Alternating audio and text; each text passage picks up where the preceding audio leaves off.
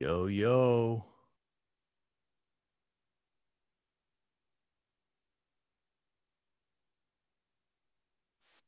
What's happening? What's happening, gentlemen? Guys getting on. Let's see here. Let's make sure.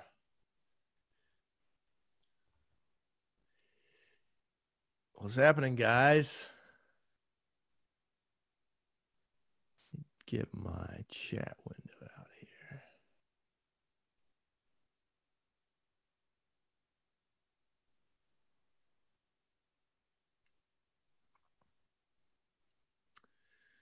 Come on. Come on, come on.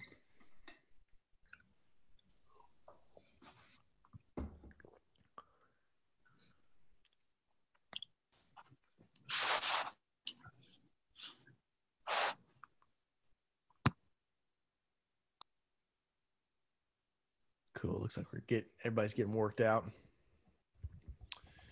Working stuff out, making sure you're good.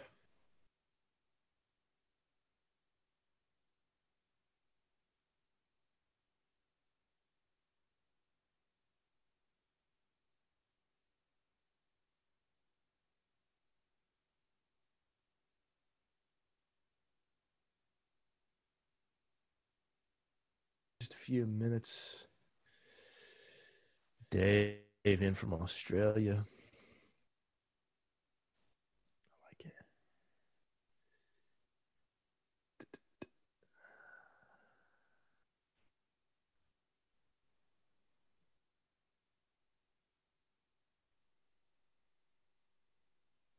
Interesting.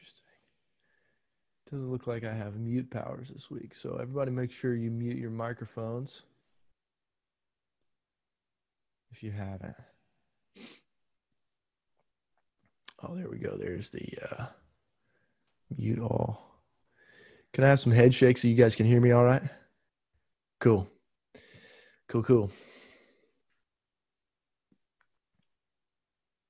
17 of you.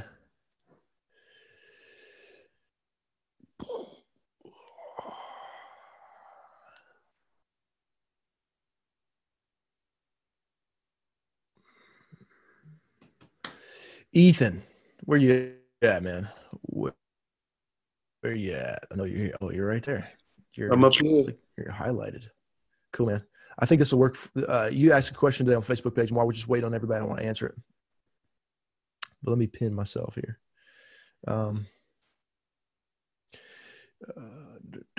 Yeah, you were talking about how you were feeling some energy in your throat, your chest. How you just been doing some exercise and you feeling some energy trapped in those areas.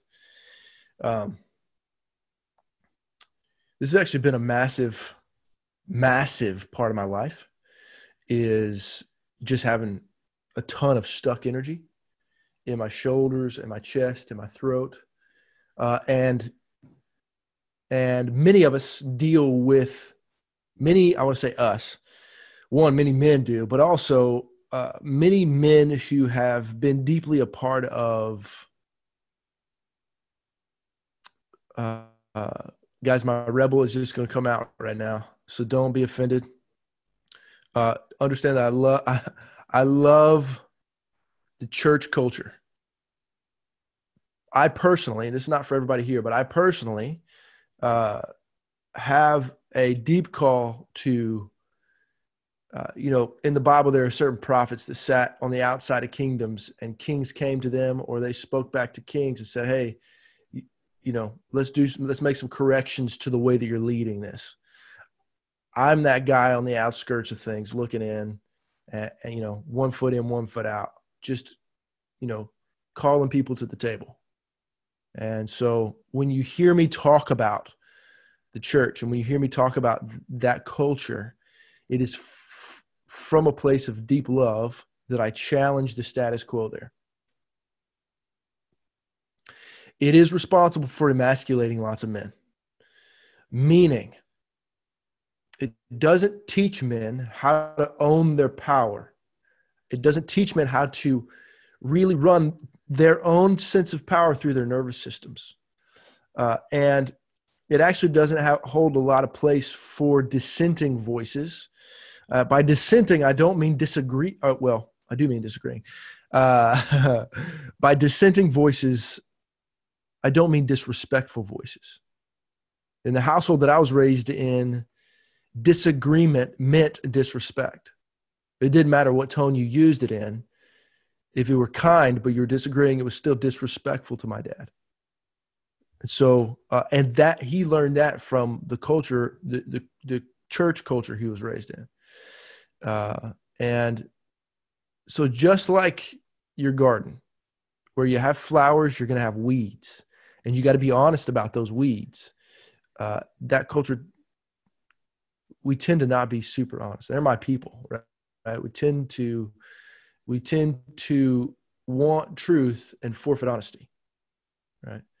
And so honesty is how you get to truth. And so with that said, many of us have not, one, been trained just how to feel power in our bodies, how to be aware of the energy. Like Nick, Ethan, sorry, I was just thinking your last name there. I naturally come up with nicknames for dudes that I'm in, your last name Nicodemus. So it doesn't like John the Baptist's, if you will, right? And John the Baptist was a wild man, okay? But in order to get to Jesus, you have to go through John the Baptist in the story. So if we're looking at the story metaphorically and looking at how each character can represent a part of our phase in life, we have to own our wild man again in order to get to the miracle man, in order to get to, the holy man, the priest, the savior in us. We have to go through the wild man. And many of us have not had that rooted process and been taught that process. Well, so I'm going to do something a little crazy to show you guys kind of how I've loosened up I say all that to say it doesn't like full expression from men or women. It doesn't invite that. It doesn't define, because that can be messy. And oftentimes we don't know what to do with messes. And when you don't know what to do with messes, you then forfeit initiations, because initiations are messy. And when you don't have initiations, you don't have cleared thresholds for transitional phases from how we go from slave to child to friend to brother to king to co-kings to co-creators. And we get stuck in those lower phases. And there's actually some, scripturally speaking, there's a whole scripture based on children drinking milk and adults actually eating solid food. And there's not a whole lot of people my opinion and my perspective on solid food is actual being able to run the energy and the power through our nervous systems and through our bodies, and letting it be a visceral, tangible, texturized, sensational experience in our bodies, right? And so it's funny, I was not expecting to get into this with you guys today, but here we are. So what I do, and I think I kind of was thinking about Ethan's question before this call, because I feel like all of you would benefit from me just showing you this. But I often feel weight on my shoulders, right, and weight on my chest. And listen, this week is probably the weightiest week of my year. Okay. And so we're probably going to next few days. Stay tuned to my Instagram account, because it's going to be all about grief. So I'm going to be all about men grieving and how the masculine can access its sadness and use our grief to ground, right? And this sacredity, how sacred our sadness is. A week from today is the birthday of my daughter that died. I had a daughter that died, if you aren't aware of that. And she would have been 5 years old a week from today. And so this is a heavy week for me. Everybody in our house is sick. We all get sick every year about this time. I've had the friggin' damn open shits for the last 2 days. Doesn't matter whether I eat or I don't eat. There's a certain period every morning. She was born at 9:06, and from about 7 to about 11, the last 2 days have just been emptying my system out. And my son's had like flu-like symptoms, but the doctor says he didn't have flu. 102 fever, and it's actually just Krista, my wife, my son, and me. We were the only ones that were alive when we went through that process. And so, and I do a lot of this week because I feel that energy, not as a bad thing, but actually as a learning to. My sadness has been something that's been important for me as a man to learn how to express in front of them, not to hide from, but actually to show them. Because if I don't show my son how to grieve, he doesn't. He reflects back to me, right? He does not do the adage. He does not do what I say. He does what I do, and so it's important for me. Obviously, I have to learn how to lead myself. I got to learn how to access this pool of grief inside myself, and part of that is expression. And here's what's crazy about this: once you learn some of these things, just getting this energy moving. That Ethan, his question today was, he's feeling a lot of power in his chest and feeling a lot of power in his throat, but he doesn't know how to get it, and he feels stuck there, but doesn't know how to get it moving, right? And so, and his question was, how can I? Is there something I could suggest to how he would like get this stuff flowing? And so this is a fascinating thing because I spent 2 years trying to, literally with the thought, it was almost like I would hear my body say, give me my power back, give me my authority back, give me my rights back, right? My body would say that up here to my head. And I feel this exchange happening. And when I finally broke that, and it finally happened, it was like an 8-hour period where my body just moved itself, and I started unwinding in my body, and it was a very mystical, clear experience with God. And when I did that, what I'm going to show you guys here in a second looks kind of crazy, and I'm going to look real crazy. But I actually was losing hearing in my ears, and it opened my ears up. It actually is what started my process of vocalizing to the people around me some of the stuff we're going to talk about tonight, and really let the energy of my will and my intentions become clear through my expression, through my words, my power, through my communication come out. So I'm already kind of doing it, right? I'm kind of just letting my body move itself. And it looks real weird, okay? And we actually have since then gone and found somebody that actually teaches what she calls nonlinear movement. And she is a clinical therapist, psychologist, specializing in trauma. And she works on teaching people how to soften their bodies and release trauma from their nervous systems. And she works with some cool people. Actors and singers and rock stars and stuff like that. And so we're actually she's mentoring us right now. But crazy thing was, this all happened to me before I ever met her and before I had words for any of it. And I would just do it as a practice. And then she actually has copyrighted and teaches a whole thing around it. But so to get this energy, right, I will, just like I tell you guys to close your eyes and put your energy in your heart. Focus your attention on your heart. I focus my attention on my heart because everything I do comes from here, comes from right here. Then I will put my attention inside of my throat. Let's just use my throat, right? And I start feeling where the tense parts are by just by creating movement. I start to notice where it doesn't want to move. That makes sense. Which is everything I'm saying right now plays into what I'm doing with you through meditation at the moment. Because you guys, by making you kind of move in these directions, move into the heart, move into your body in the morning, sit in the stillness, we're actually moving, because your structure is still, we're moving energy, we're moving awareness through your body, and we're able to find out what doesn't want to move.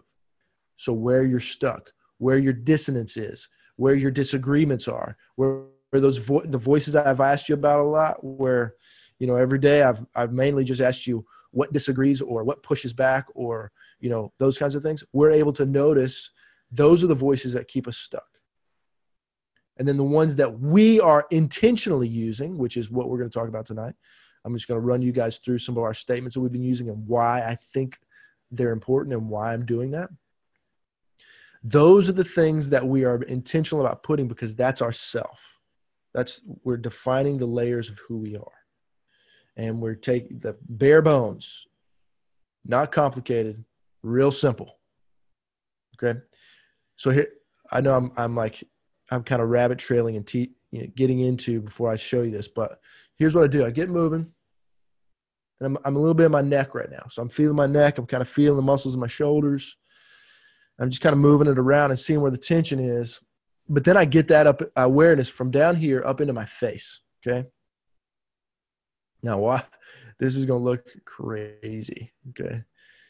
But I get it up into my face, and it's kind of like, have you ever had a cramp? We actually have cramps all over our body. Everything is just kind of squeezed up, and there are ways that we can move them around. If we will just move our bodies, it moves the energy that we feel stuck in our bodies. Now, this is such an interesting conversation to have with men, because men typically have hardened up their nervous system so they don't have to feel. And this is where kind of the evolved version of who we're going to become is important, because we need to activate our warrior, and the warrior needs to be able to be sensitive to his spidey senses, right? Be sensitive to, his intuition of there's something coming from the woods over here, or there's a saber-toothed tiger is coming this way, or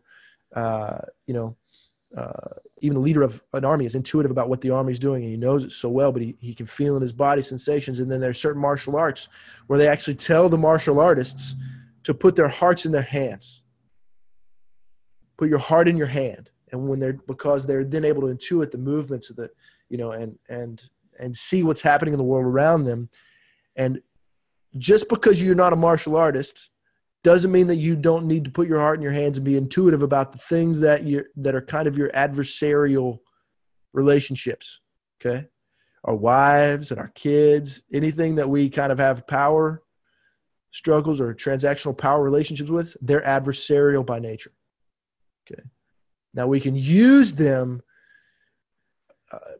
in productive ways, right? So if you and I were all in here, we would all, at some point, we get in a circle, and I'd make us all wrestle somebody else in the circle. So by using adversarial energy, we'd actually bond, right? It'd be a bonding experience. Now, let me quit talking, or I'll just keep talking and show you for this purpose. So, and I usually don't do this where anybody can see it. So, but I just kind of start. I'll feel where the energy wants to move. I feel, and I've done practice in this, knowing where it's like somebody takes their thumb and puts it on a cramp, and they're just pushing it. Or if you've ever had a massage, they find that knot and they put their thumb on it, and then they move it up the muscle line, the fascia line in your body. Well, I'm kind of doing that with my face. Opening my jaw up real wide. Feeling it hair down my neck over here. And when I do that, your ears pop when you yawn. If you open your jaw up real wide, you'll feel your ears kind of do that. And we all actually have, knotted muscles, musculature, and nervous system stuff knotted up in those areas. And it's like this. The way that I think about this, if you ever watch House, there's an episode of House. House is a diagnostician. He diagnoses crazy illnesses, and he's kind of an a-hole because he lives in pain. But there's one season where he lived in an apartment, and his landlord was a super mean man.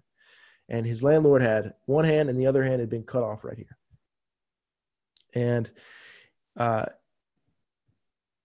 House was kind of an abrasive guy, so he actually kidnapped his landlord one day and made a box and made him put his hands inside this box.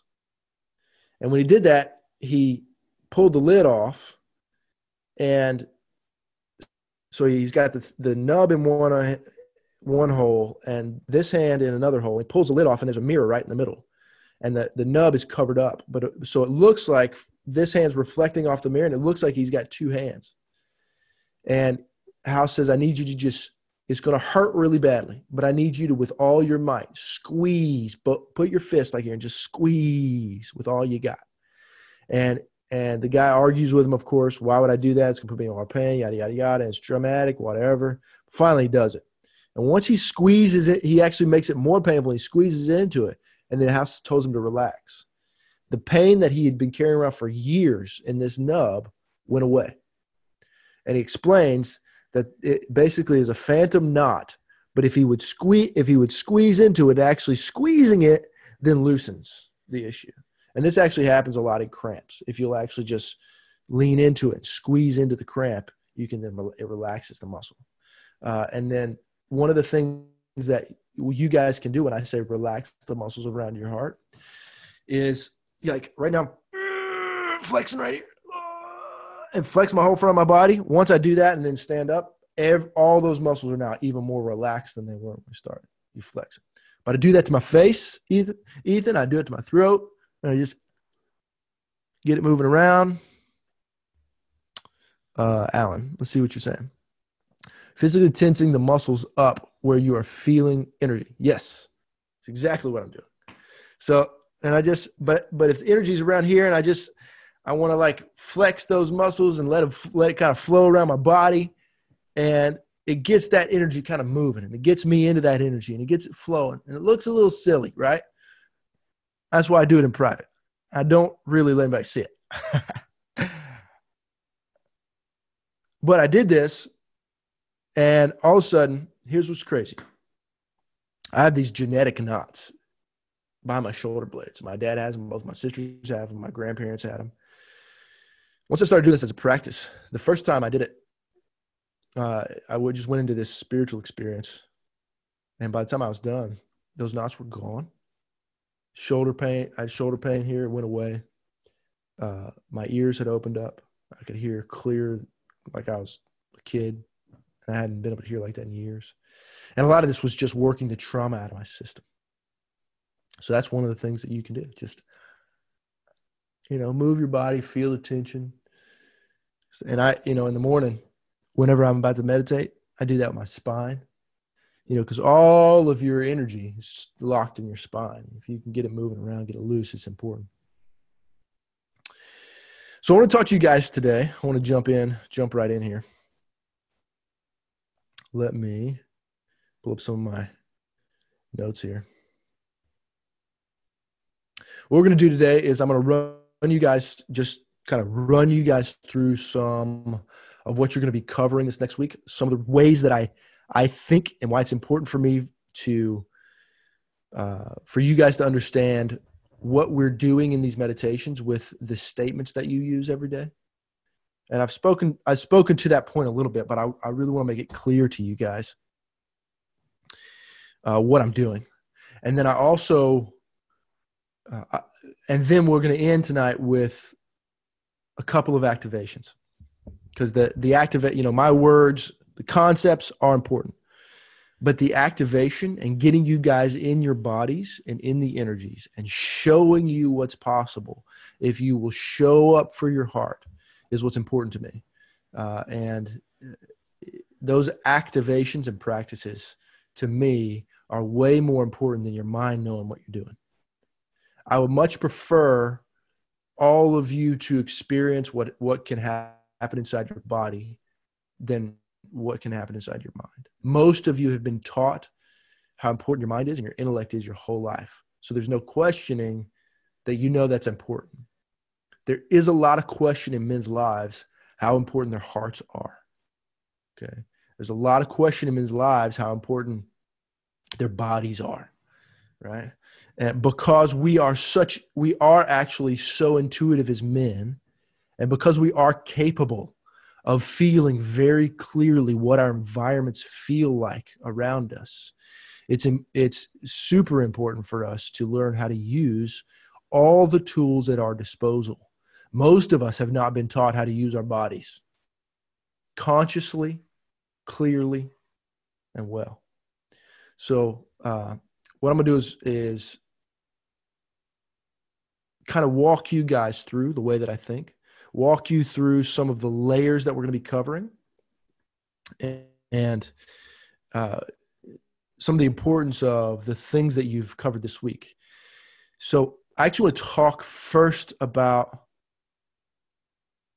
what you're born with. Okay? When you're born, you start with a heartbeat. And this is important. The first organ that starts working in your body when you're born is your heart. And it's not your brain. It's your heart. Your heart starts to beat first, which is super important for the way that we want to prioritize our life and prioritize our practices and prioritize our days, because our days are what adds up to our life. And so the way that we prioritize our life, we should probably just pay attention to our biology and the way we came into the world, the way we're created, to see if that doesn't speak to us about how we could intentionally, consciously set our lives up in the same order. So you're born, you have a heartbeat, you're in a little body, and the moment you come out, it's beautiful and it's full of love, and then everybody starts taking shit on you. And I'm going to be a little abrasive here, right? It's just like our parents shit on us, our siblings get their shit on us, our teachers get their shit on us, our friends get their shit on us, our churches shit on us, our cultures get their shit on us. Then, and this is the important part, we start believing that it's our shit and that it originated with us. Okay. As we live, our little minds start believing this is mine.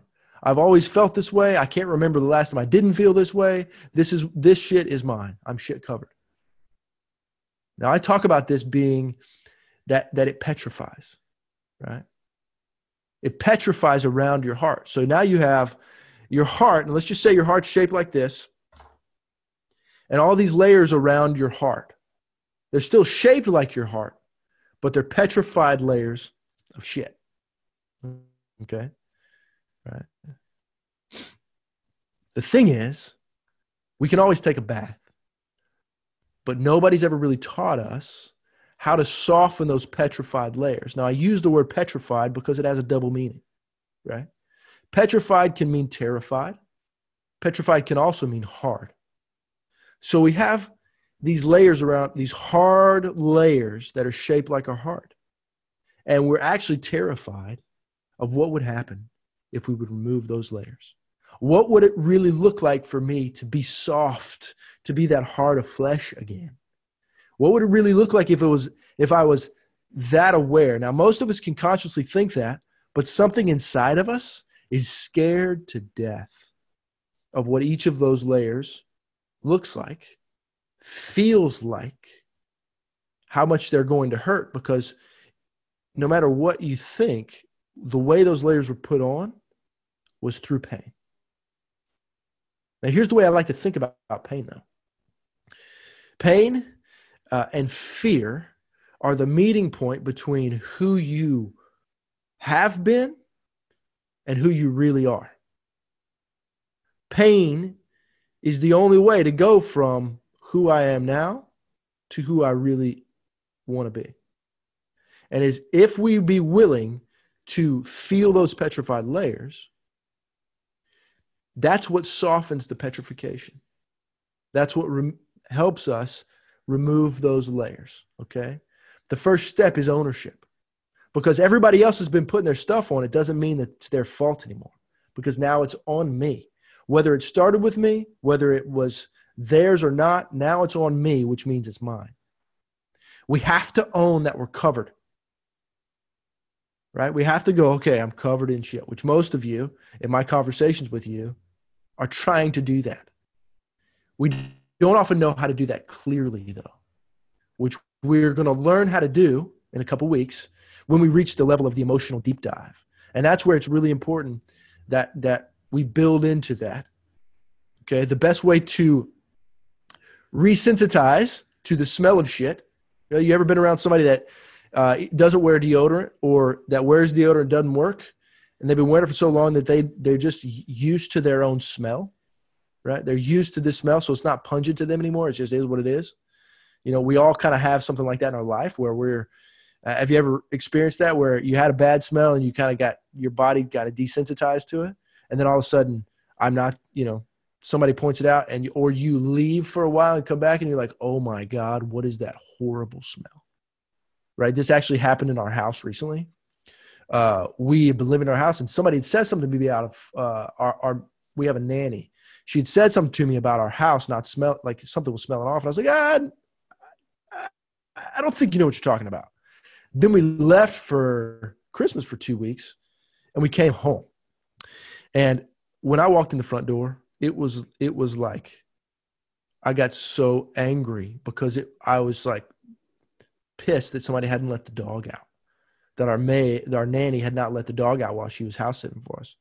But really what was happening was we had a possum living in a crawl space up above our house, down one of the walls, and in one of our vents. And he had just been taking craps for weeks in that stuff. And we had gotten so used to it, guys. We had to throw away a bunch of clothes. We had to, the stuff we had to do at our house, right? So here's the way I think about that, right?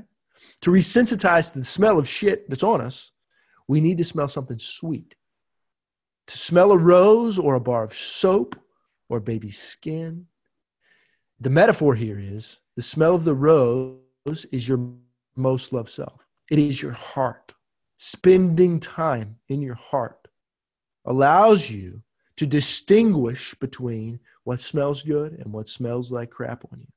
It allows you to get very clear on the things in your life that feel and smell like who you really are, and all the stuff you're carrying that isn't who you really are, right? Now, how do we do that? The first step in doing that is getting very clear on the sweet stuff. Okay.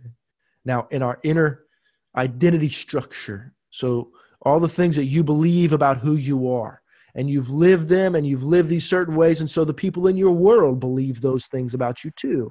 And they treat you to reinforce those things you believe about yourself negatively and positively. So it's really important to be aware of, there are times when you kind of need to pull away for seasons to get really clear on, okay, this is something I don't like about myself, and I need to do some work to shift that and to transform that, and then step back in, and you're going to be aware that they're going to treat you like you got shit on you. And they're also going to treat you in certain ways that may have been good, but you don't want to be that way anymore, right? So one of the things that we're doing is, one, we start with gratitude. If we had one basic thing that would be our identity structure, it is that we as men are grateful that we exist here and now. Doesn't matter what our circumstance speaks to us. It doesn't matter what's going on in our life. We are grateful for who we are, that we exist right here, right now. If we can't find that sense of gratitude, and if we don't ground in that every day, we can't see our life as clearly as we need to see it in order to lead it well. Then we just deeply ground. I am a deeply grounded man, meaning that we are deeply rooted in who we are. Okay? Deeply rooting, just in the sense that I am here, I am stillness, I am presence, I am strong, nothing around me can blow me off, nothing around me the waves aren't going to toss me, I am consistent, I am committed, I am here. So I use the word grounding because it feels like the earth to me. We are grounded. One of the things I love to do when I go to Colorado or mountains is actually stand for, a good extended period of time, feeling in my body, feeling my nervous system, imagining that my feet are actually one with the granite beneath me, right? One with this granite, and that is a part of me, which holds me still. Then I commit to a life of loving myself. And it's been beautiful this week, guys, to listen to you all talk about the dissonance that you hear when you say that, to hear you all discover your own awarenesses of your own voices that are dissenting voices against that one voice that you want and will into your life, that you are committing to a life of loving yourself. Which, it's fascinating because I've heard a couple of you, but not many of you, reference it as a feeling of selfishness, right? Which is really, really important. You're not selfish, right? It's what we call self-fullness, right? In order to be able to give, you need to be able to fill to fullness, and then you give. So self-fullness is committing to a life where you will love yourself, and you will only create things in your life. You will only create internal practices, internal experiences, internal dialogue that is loving towards yourself. Beginning that commitment is the third layer of who you are. Right? Now we're going to talk about what we're going to begin tomorrow in the next few days. So tomorrow you're going to start, this is the phrase, I commit to a life of success, abundance, and wealth. Okay.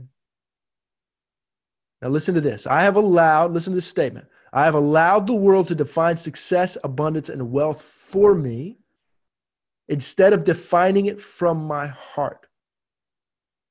The cultures we allow to have authority in our lives define and give meaning to the words that we use.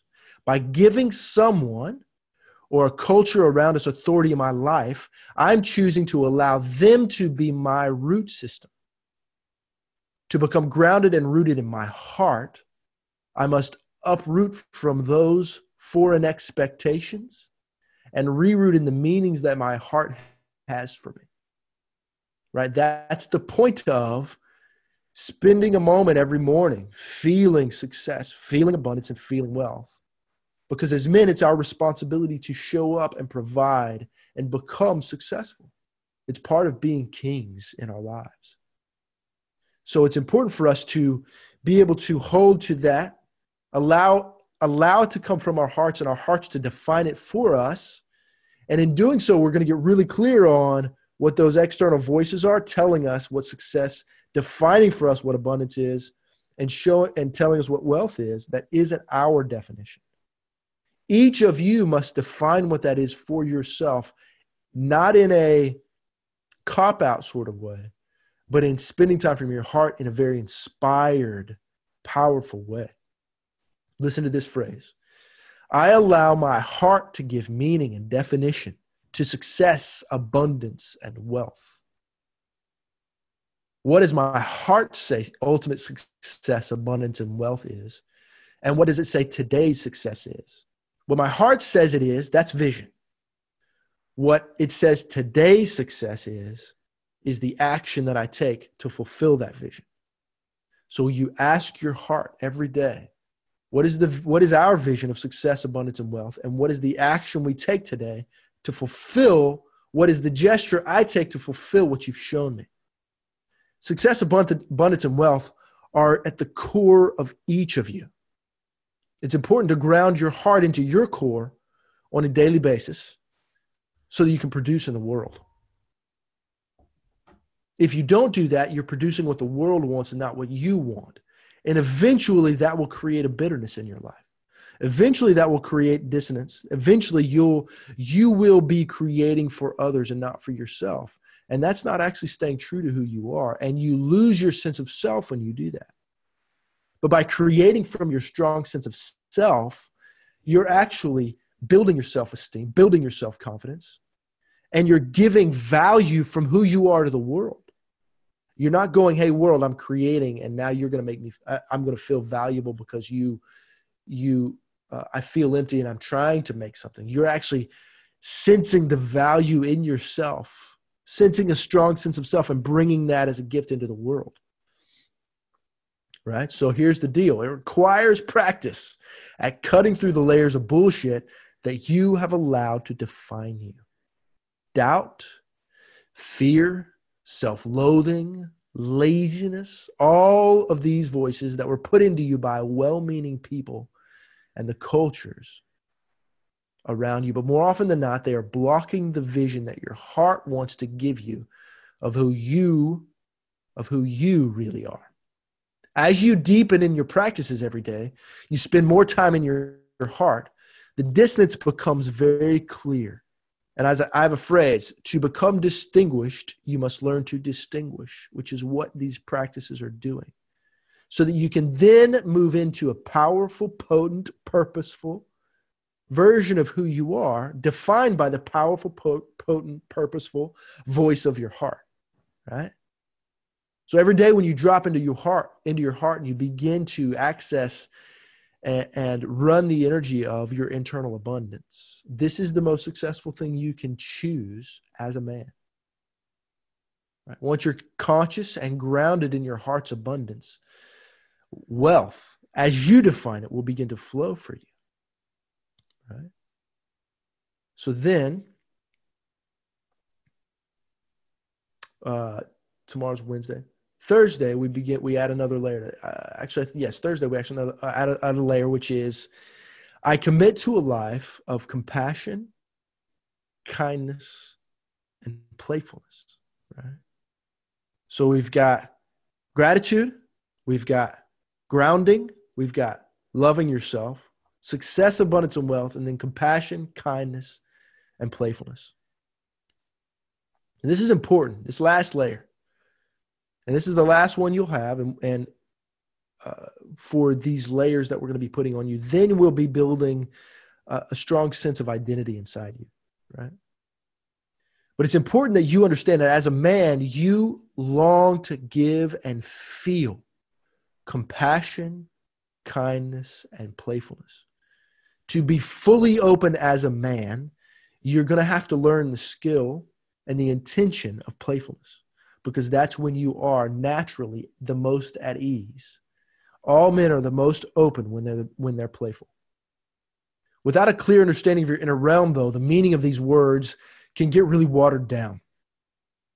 And when a word's watered down, it obviously diminishes its transformational potency. Now, we're trying to live transformative lives as men. So we need to learn to re-solidify this potency. Compassion has usually been defined as kind of a sympathetic warmth or care. Kindness is usually defined as being considerate, generous, or friendly. And playfulness is usually considered to be, by most men, inappropriate and childish. Like we strive really hard to have compassion, kindness, and playfulness towards the people we love, towards our kids, our wives, the people around us. But we often find ourselves, that I know, hitting roadblocks. Right? They said this, and I want to close. It offended me. Or she didn't show me respect in front of these people. Or my kid spoke to me out of turn. He shouldn't have talked to me like that. Right? These are examples of different ways that happen, that where we just and we just kind of get offended. We kind of get hurt. We get our feelings hurt. Right? Let me get back to my notes here. Why do we hit those roadblocks? Most of the time, we hit those roadblocks because we give what we're full of. We want to give compassion, but we're filled with impatience with ourselves. We want to give kindness, but we're consistently cruel to ourselves. We want to be playful, but we're overwhelmed with the intense pressure that we put on ourselves. We cannot give to others what is not abundant in our own self. Our hearts are abundant with it. We just have to learn how to access it and release it into our bodies. Most men don't have a clear, repeated experience with their own sensations of compassion, kindness, and playfulness. This is why committing to and practicing these things is so important. Now I want to reframe for you guys and define what each of these things is to me.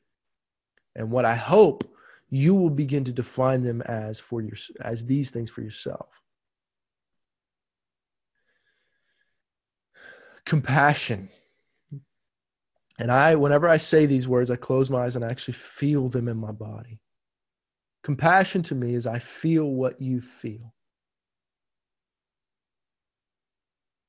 So many of you guys that I've had conversations with have been able to tell me your stories. And though the content of your story is different from the content of my story, the thing that underlies all of them is feelings. Are these emotions? Is this pain or this anxiety? And my compassion enables me, my story has the same feelings. And when I say I can feel what you feel, I'm able to feel and know exactly where you're at. Compassion is I feel what you feel. Kindness is I understand why you feel what you feel. Because I've been through what I've been through and I feel what you're feeling, I can actually understand why it makes sense to me why you would feel anxious, why you would feel afraid, why you would be angry, why you would feel hurt. I understand. That to me is kindness. Right? Playfulness means I enjoy what you feel. Now, this is a massive thing, especially in relationships with our significant others. Because our wives are powerful. And I don't care who you are on this call, our wives have some sense of power, whether it's in their anger or in their ability to express themselves or their speed at which they express themselves or their ability, all of the information they give. Right? It's just big. Here's what's awesome about that. I am able to cut straight through my wife's anger every time I practice playfulness. So even when she's angry at me, I can still hold inside myself playfulness. And I am almost turned on, and sometimes I am actually turned on by her anger, by her distress. Okay? And by being playful with her when she's anxious about something. Right? So one of the ways that I'm playful with her is I just pick her up. Like I'll just bend down.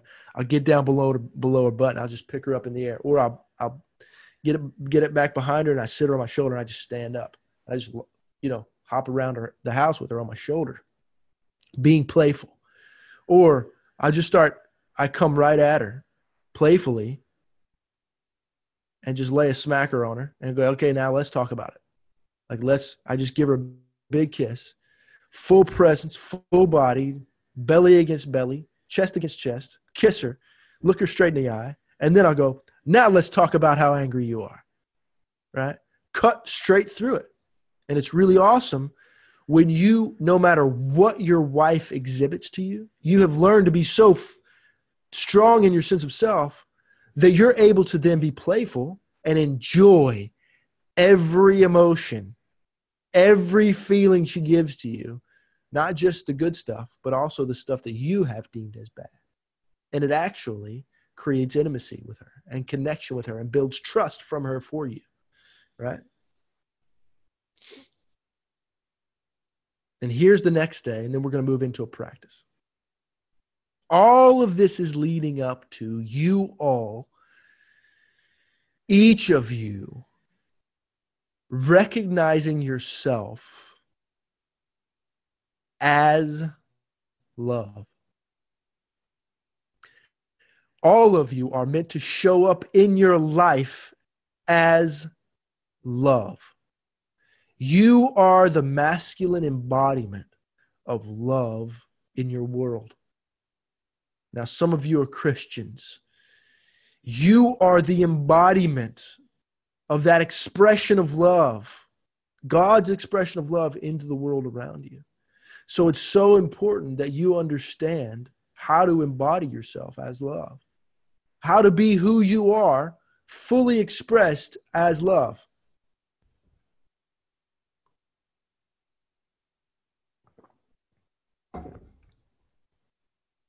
Now, I've heard my whole life I'm supposed to act like love, and that the most powerful substance in the universe is, and in my being, is love. What the hell does that even mean? What does it look like on a daily basis? Most of us have never seen a living, breathing blueprint of a man that's embodied as love. But we are expected to lead our world, our families, and our jobs having all our shit together while living as love with a clear idea of how to do that. Anybody else feel pressure?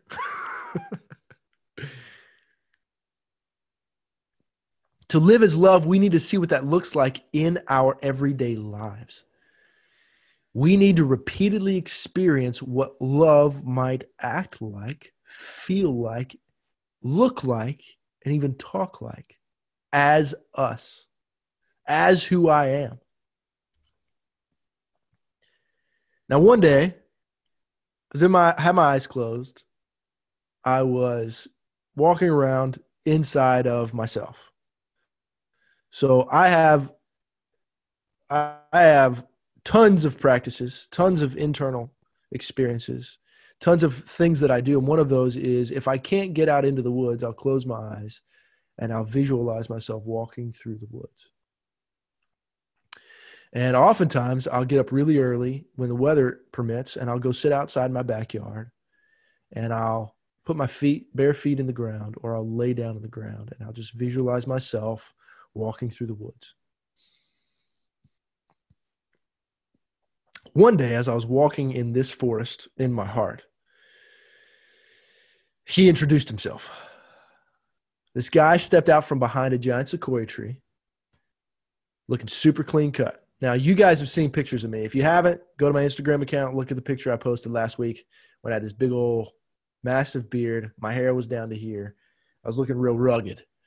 And this was my grief beard. This is something I began growing the day my daughter passed away. And I'd fully been taken over by my grief, and I wasn't even aware of it. And so I was in this place inside my heart, visualizing walking through these woods, as I did quite often. But all of a sudden, this very clean-cut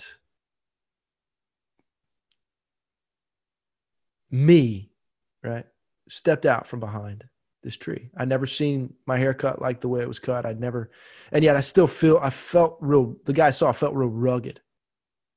His eyes were widely smiling, and they looked right at me, didn't look away, didn't shy away. They held all kinds of power, and they looked deeper into me than I'd ever really felt like I'd experienced anybody looking into me. And what I remember, the sensation I had with him was that he was filled with himself. This was a man who was fully filled with himself, who he believed he was. Not full of himself, but filled with himself. A man living with full internal integrity. And I loved what I saw in his eyes, but at the same time, he gave me this feeling that he wasn't really safe, if you know what I mean. Like, this guy was dangerous. And my response in this experience was, who the hell are you? I got a little bit of that in me, right? Who the hell are you, right? I was amazed and at the same time kind of terrified. And his response was, I am you, Luke. But I am the you that has always known himself as love. You might say I'm the most loved you you've ever seen. I'm going to repeat that sentence. So you might say I'm the most loved you you've ever seen. Right?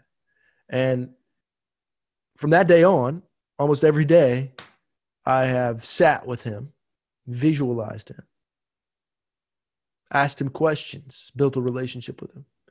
I will sit inside my visualization sometime with him and other people that are important to me. Jesus, Abraham Lincoln, Steve Jobs. These are different visualizations, and we'll have conversations. This is the way that I think. This is the way I think about solving problems, just to have these different parts of me all together in my heart, helping me become who I really am. In order to live as love, guys, you must meet, befriend, and build a relationship with the part of your heart that has always lived as love. It's in all of you. That version of you is waiting inside you. He's always been there. His wisdom is constantly available to lead, guide, heal, and teach you to live as love on a daily basis. Right. Here's what I love about that. I grew up with a Christian tradition. I grew up being taught that I needed to be like Jesus. But as I began to experience this version of myself, I would actually have conversations with Jesus. And Jesus would say to me, no, Luke, you need to be you. I was me. It's important that you know who you are so that we can then work together. And so this is where that comes in, where Jesus says, I am in God, I am in you, and you are in me. But it's important, I believe, for me and for all men to be able to see themselves in this regard. Not to visualize some other version or some other thing, but to actually witness themselves as a blueprint of the man as they are as love. That's why this practice is so important to me. That's why it's so meaningful to me. So one of the things I want to do with you guys today, to an hour in, is we're going to do two practices.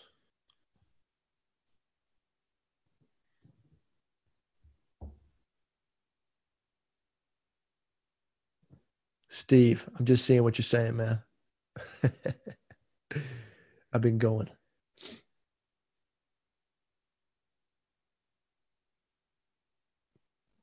James Lancaster. Cool. I'll get to these questions in a minute, guys. Steve, I want you to. I don't want you to freeze your rear end off. You are about to have to do something out loud, though, if it permits. So I'm going to be asking you guys to, where you're at, do something out loud to me. I won't be able to hear you all, and nobody else is going to be able to hear you. But it's important that you practice this, what we're going to do out loud. So what we're going to do is, right now, we're just going to have another experience with our most loved self I'm going to guide you into. But then I'm going to show, we're just going to do a practice. And I call this practice the deep calling practice. And what that is, let me get rid of this. What the deep calling practice is, we go through our hearts and we do 5 rounds. We're going to do 5 rounds of each of you. I'm going to guide you in kind of a script. You're going to say one thing, and then you're going to listen into your body, into your heart, and you're going to speak whatever comes out in the moment. But I'm going to ask you to really get into it as we do it, to really let yourself fall into it, to commit to the experience. Meaning, if you're in a place where you can't talk out loud or kind of be loud, and you can go get to a place pretty quickly, do that. If not, just hang tight where you're at. But I would like for you to be able to speak out loud. And sometimes this inspires guys to, it really gets an energy in them, and they want to actually yell. So just be prepared for that. If it comes and you can, I want you to. But if you can't, don't wake the babies up. Don't annoy people. Yeah.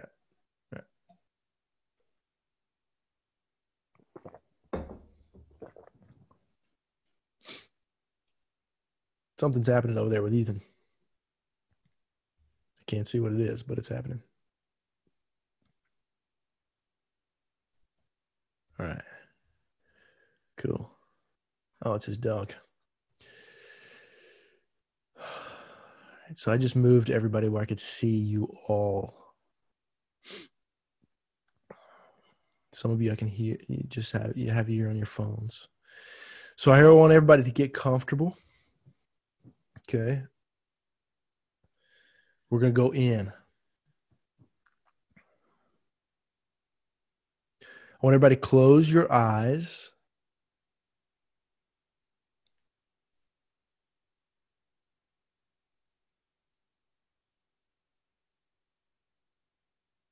And for just a minute, as you're inhaling, I want you to imagine that when you inhale, the inhale is actually going down into your legs. You're breathing into your legs.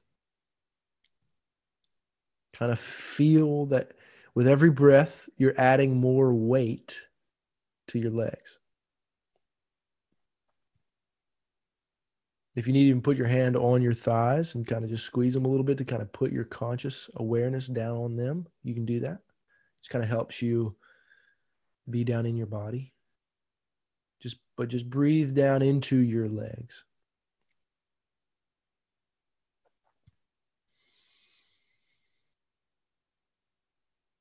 If you can, breathe through your nose. If not, it's okay.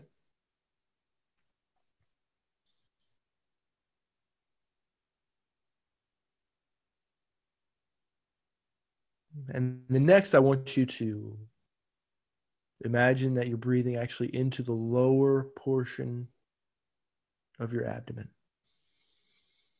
Relaxing that part of we typically tighten that part and kind of use it as a unconscious armor. But I want you to relax that and kind of open that lower belly, that lower abdomen, as you breathe down deeply into that lower area.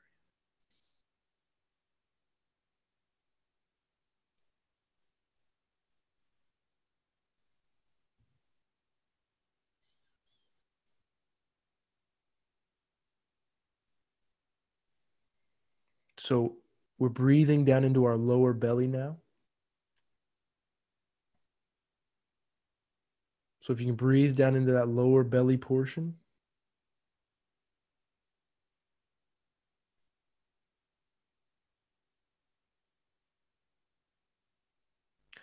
Now I want you to breathe into your solar plexus or your diaphragm, the part of your belly that's right below your ribs, your upper belly.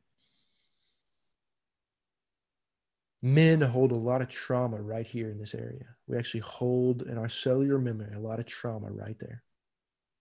So breathing into that, softening it, loosening it up, actually gets the energy flowing in there.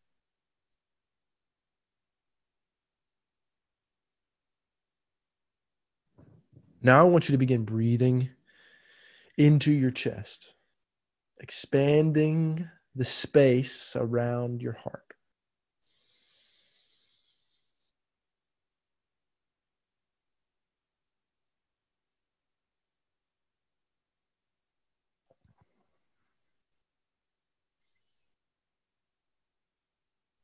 Now, for just a minute, I want you to just notice if there's any tension in your body anywhere. Notice the tension and do what you need to do to just get it relaxed. Try to relax that tension. Continuing to breathe into your chest.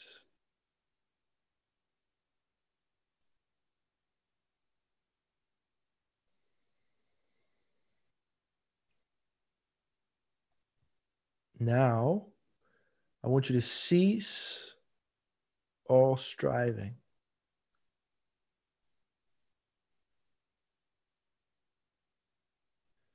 Cease all efforts to try to be. Just be here.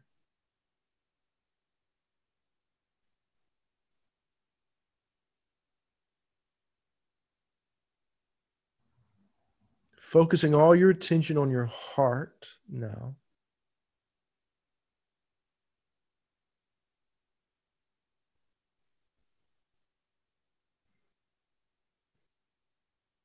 I want you to just imagine that you're sitting in the room that you're sitting in.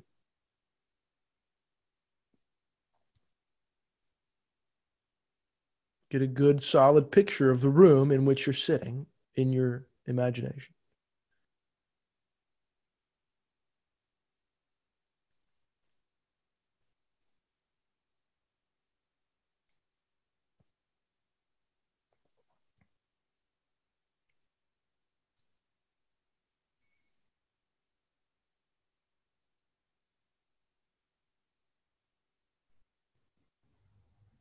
And in just a moment, we're going to invite you to come into the room with you.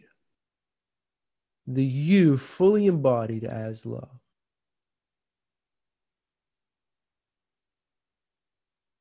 The version of yourself that fully believes that everything that's ever happened to him has been to make him feel more love than when it began. The version of you that easily interprets everything that's happening right now as loving in your life. That everything that's going on around you is actually reinforcing, establishing, and strengthening your sense of love for yourself and your world right now.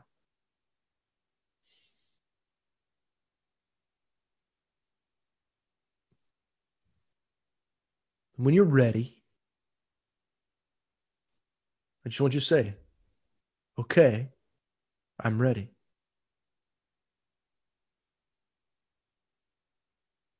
And as you voice that I'm ready, you see him, you as love, fully embodied, come into the room with you.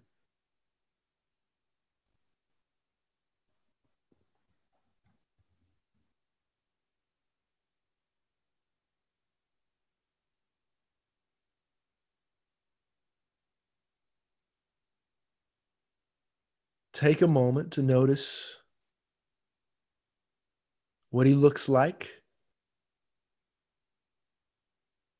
Notice any similarities between he and you. All you're looking for is what is similar between the two of you.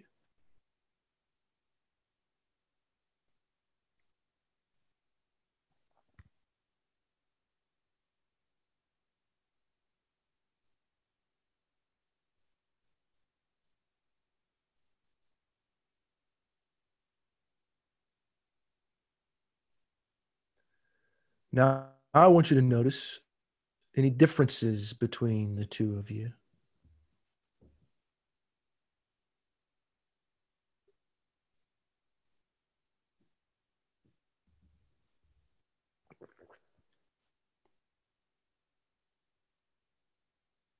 Does he look different?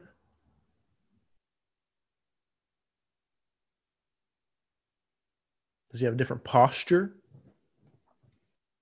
Notice those differences.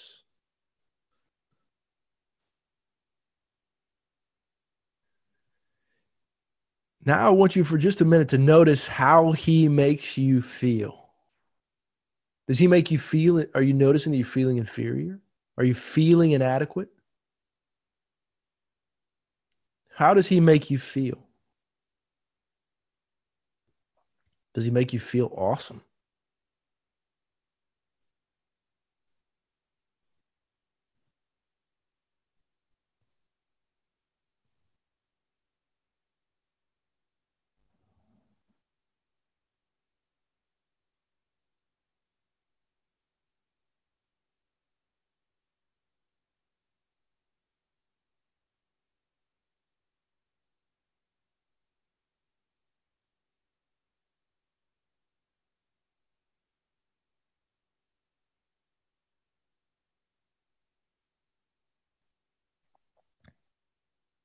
Now I want you to lock in on his eyes.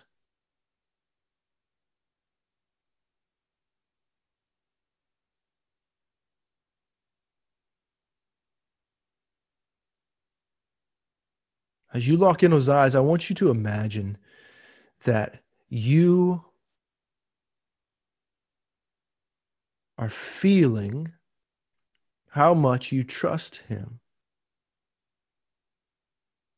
On a scale of 1 to 10, 1 being Not at all.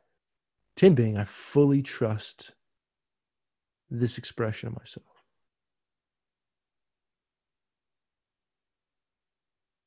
Being honest with yourself. Meeting this moment nose to nose. Being completely honest with how much you trust that he's real, that he's here, that he is you.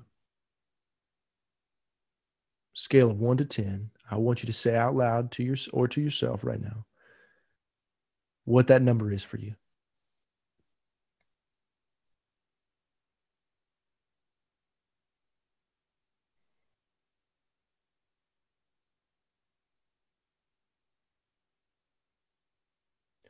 Now I want you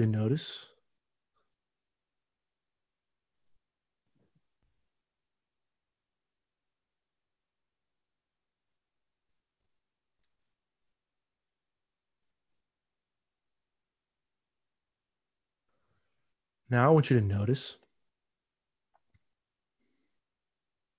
what his reaction was to the number that you gave him.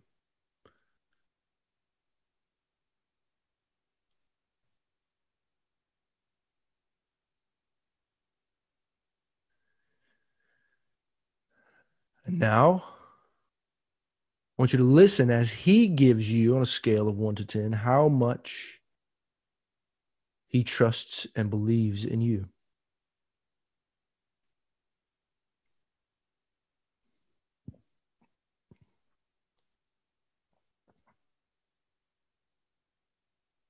Hearing the honest number,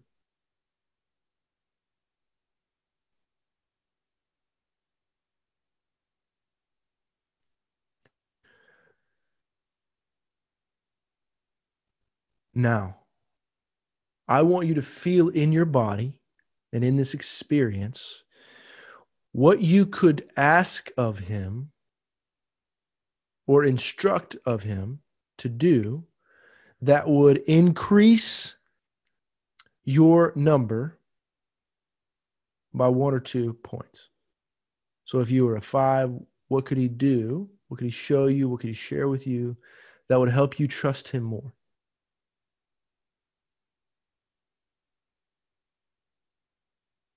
Whatever that is, I want you to tell him, take just a few seconds, 20, 30 seconds now, to tell him or ask of him what you want him to do to help you trust him more.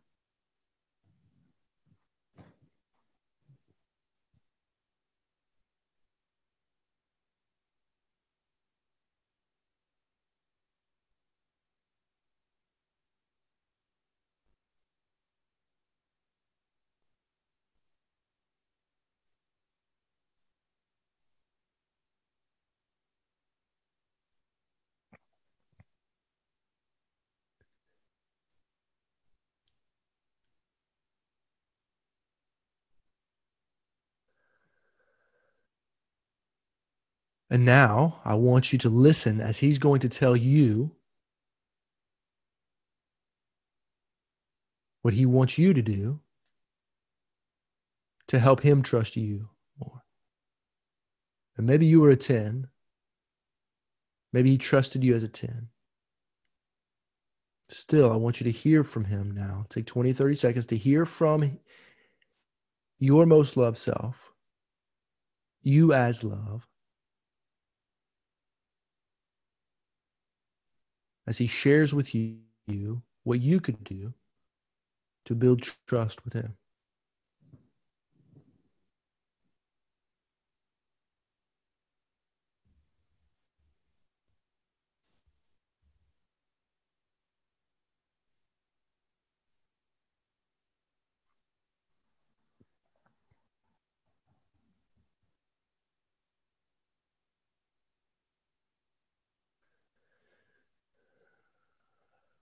Now,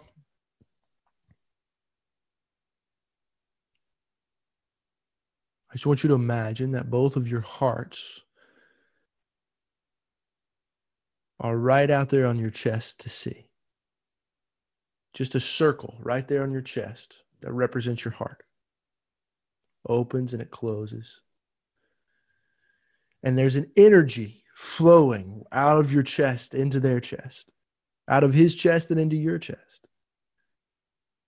And you're just running this energy. Maybe it's a small energy, but maybe it's also like a fire hose. And it's just love. To whatever capacity you can handle that right now, I want you to just sit in it.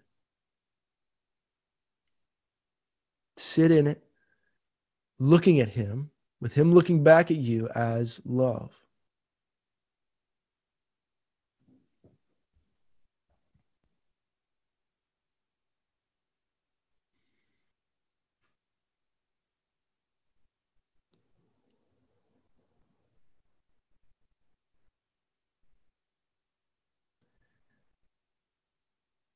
Now, he is going to turn around and back himself into your body.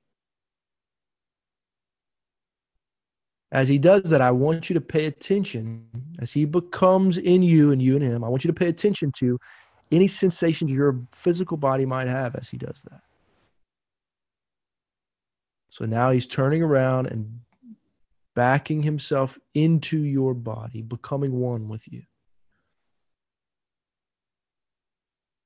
You're opening and allowing him to come.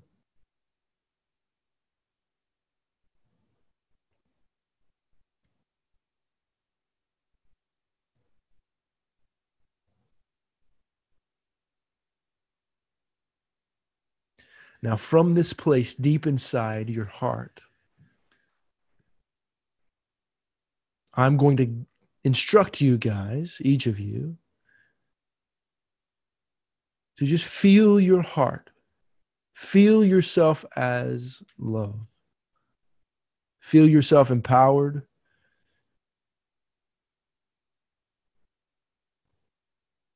Feel yourself, in your body. And I'm going to ask you to repeat a phrase. And then whatever comes out next after that phrase, the phrase is this: I feel a deep call to, and then you're just going to say whatever comes up next.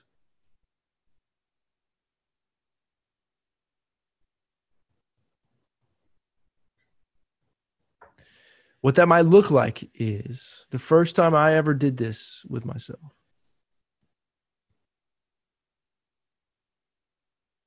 It was, I feel a deep call to love my son well. It's the first thing that ever came out. Now what's coming out is, I feel a deep call to open the hearts of men. Whatever comes out of you, allow it to come out. It may take a moment, just the first round. But I actually want you to do it out loud, if you can. Now, if you need to kind of pump yourself up for this, whatever that looks like for you, kind of like you would before you deadlifted a bunch of weight or before you did something you're a little bit afraid of, it's okay to do that. If you need to stand up, it's okay to do that. But really get into the energy of it. And repeat after me here. I feel a deep call to. Now you do it on the count of 3. I feel a deep call to. 1, 2, 3. Go.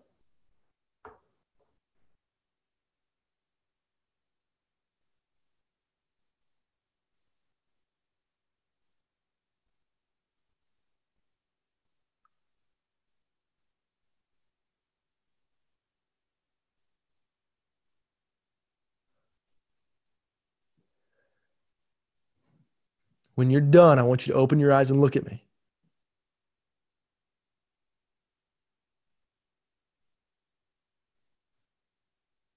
I'll wait for everybody.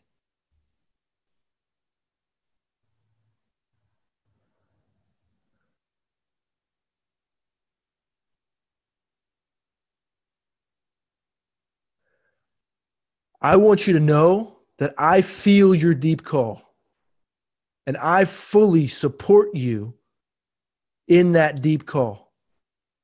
I trust you. I believe in you.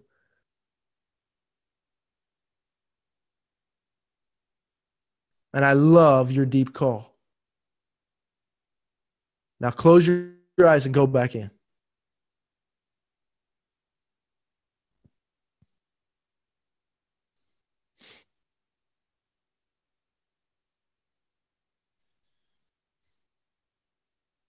Focus your attention on your heart. Dig down deep.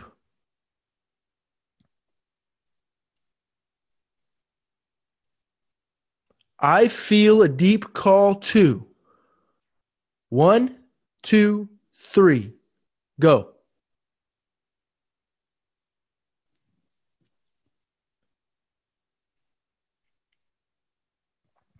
When you're done, open your eyes.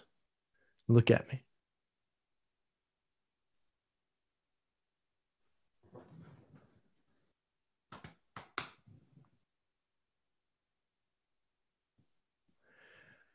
I feel your deep call, and I trust you, believe in you, and know that you can fulfill that deep call. I support you with all I am, with everything in my heart. I support you in that call.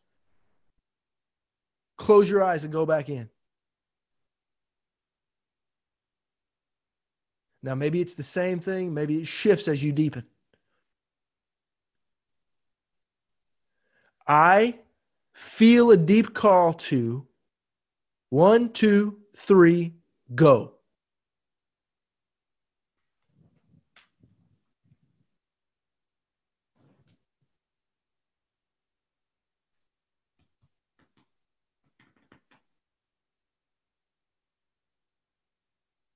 When you're done, open your eyes.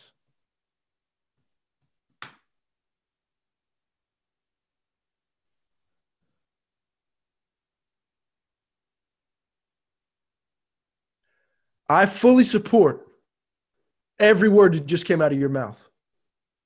I stand with you. I walk with you. I will do everything I can in my power to see you fulfill your deep call. I support your deep call, and I can't wait to see you living it. I believe in you. Close your eyes and go back in.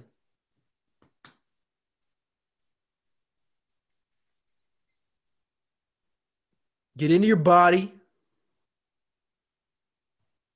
Feel yourself getting amped up a little bit. Let yourself go there.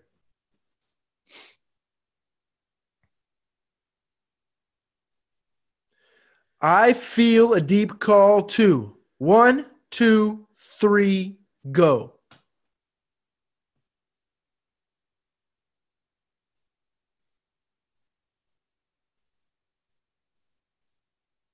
When you're done, open your eyes.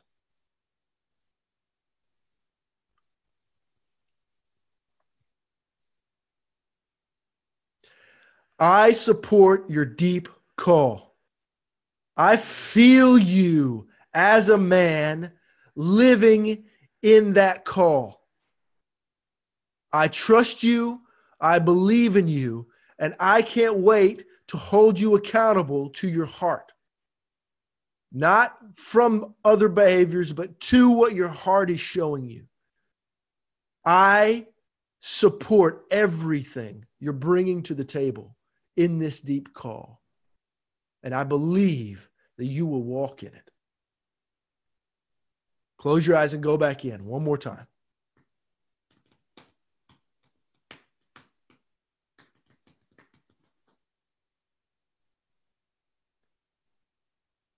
Feel your heart, feel your body, feel your energy, feel your fucking intensity and your anger and your love. You are a man worthy of your own love. You are a man worthy of your own gratitude. You are a man worthy of the work that you're putting in and showing up. You are a man worthy of showing up for yourself every day.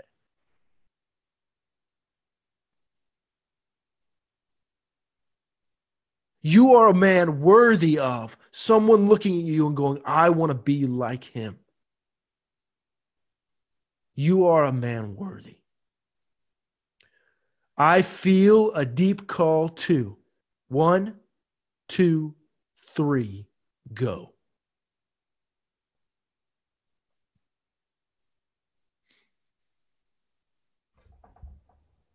When you're done, open your eyes.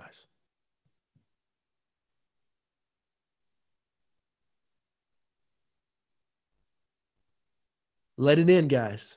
Let it in. Open yourself right now and hear me.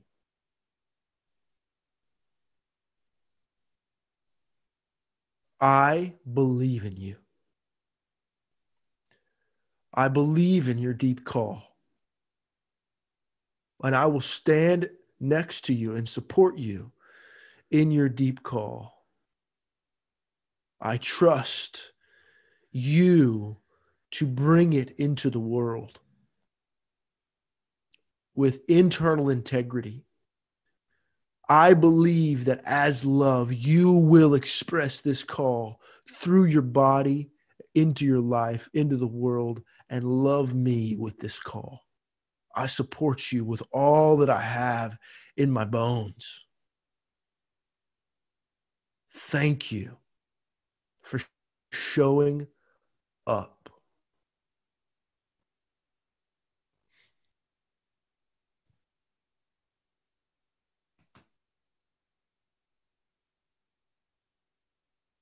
Now, I would like some of you to write what your calling was so that we can all see it.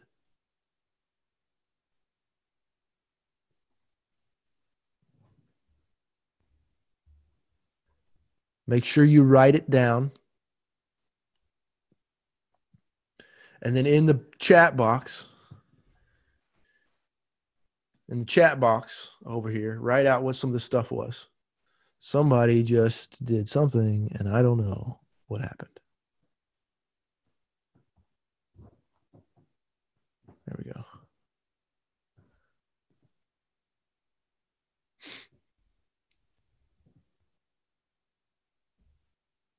Feel deeply called to love myself well and to teach my boys and others to do the same. Yes. James, I support that, man.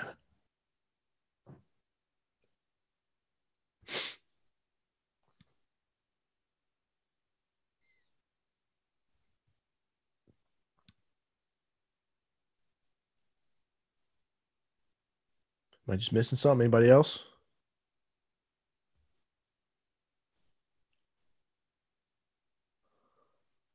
Here we go. Oh, they all just popped in. They all just dropped.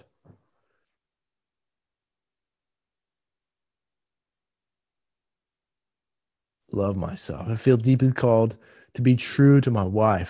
Come on. I feel deeply called to run at things others run away from and be the tip of the spear for them, to lead my home with unconditional love, to be emotionally present and aware of others' emotions. Come on. I feel a deep call to share my joy and energy through my art with everyone. Yes, sir. I feel a deep call to honor my wife.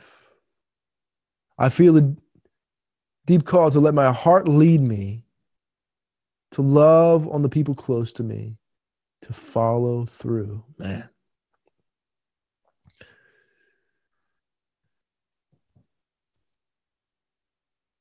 Steve, found it easier to think with eyes open. I feel deeply called to make a ton of money. Come on, Steve. I feel deeply called to create. No idea what that means, but that's what I love that, right? Like, guys, I feel deeply called to open the hearts of men. What the hell does that mean? Like, I had no idea what that meant. That was 2 years ago. And it took for me, it took that. This is the manifestation of that, right? Which means I had to open my heart first. I feel deeply called to be a father to my son. Hold on, just jumped. To be a father. I feel deeply called to be a father to my own future children and lost sons and daughters. To be a king in my world, to my wife, to my friends, to love myself so deeply and so well. Come on, Johnny. I love that, man. I feel deeply called to love myself and to love my wife greater than all the love these last 10 years combined. Feel that, man. I feel deeply called to discovering myself. I feel deeply called to love and protect. Come on, Charles. I feel deeply called to love my stepson, David. That's beautiful, man. I feel deeply called to leadership, to destroy corruption, to defend and protect women, to make the melodies that deeply draw out the hearts of men and women. You guys, make sure you write this stuff down. We'll be doing this a few times throughout this 8 weeks. I feel deeply called to value my heart. I feel deeply called to love myself, to love my wife, to be an honorable man, to lead my family, to open up, to lead and help my brothers, my friends who are seeking help. Whew. You guys are some powerful dudes, some powerful men. This is what we're here for right here. The reason that I have you all do this and the Most Love Self and the meditations right now, those layers that you're putting on, they're very bare bones, simple layers. Because if you don't know, we commit with our whole body, like we commit with our whole self. If you don't know that, that's the way men work. When we do something, we do it full out with our whole self. So when we're lazy, we're full out lazy with ourselves, right? When we're angry, we full on angry with our whole self. When we commit to something, we can commit with our whole self. So it's really important for us to know what our self is. That's why we're doing these layers and these practices. And we're doing them all from our hearts. By the end of this, you'll be able to be so clear on your heart's atmosphere and feelings, what the most loved self feels like when you've embodied him as love, when you are embodied as love, and you can feel the sensations in your body, even in the midst of some of the craziest circumstances. I had a client who I've been working with for almost a year, teaching them all of these practices and the many layers of these practices I have. And they're getting out of their car at a store, and a man came up behind them and held a knife to him. Give me all your money, give me your Apple Watch, give me your iPhone, give me everything. And they said they saw a picture of me in their mind, and it all happened so fast, just saying, drop into your heart. And they dropped into their heart, and in an instant, they knew what they had to do. And they just hugged him. They just hugged this guy, pulled him in close, and just squeezed him. Not for any other reason than just this is what their heart told him to do. And this guy just melted. Just his arms went limp, and he just stood there.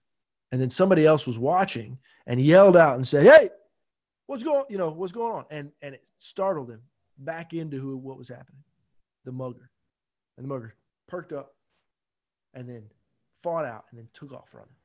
Just took off like a lightning bolt. Trying to make a long story short, uh, this guy the next day turned himself in. So the police came, all this stuff happened. The story of the policeman is really funny how they reacted to the description of what happened, because my client was like, I hugged him. You did what? I hugged him. Like, I hugged him. And that's what got me out of it. I hugged him. And, the policeman was like, oh my God, like, what are you thinking? Well, the next day, the mugger turned himself in. And he said, I turned myself in because I have to meet. I have to meet him. And so they called my client to the police station. Called my client to the police station. And they said, he turned himself in. He wants to meet you, whatever, of course. And the mugger said, I don't know what you did, but when you hugged me, it was like everything I had ever been searching for my whole life was given to me. What in the hell did you do to me? And how can I get it? How can I get more of it? And they just said it was speechless. So anyway, it's the power of your heart. And I can explain to you, like, even, the practical science behind what happened, because of what happens with our hearts and our electromagnetic currents. But it's also, the esoteric, love woke up inside of him. My client had worked so hard as a business person to embody his love and to bring that into their business, to bring that into their family, to bring that everywhere they went, that it was just the natural response to a crisis situation. So instead of responding with fight, flight, or freeze, they use their evolved survival system, which is the intrinsic cardiac nervous system. It dropped into their heart. They opened up instead of closing down. They went closer instead of running away.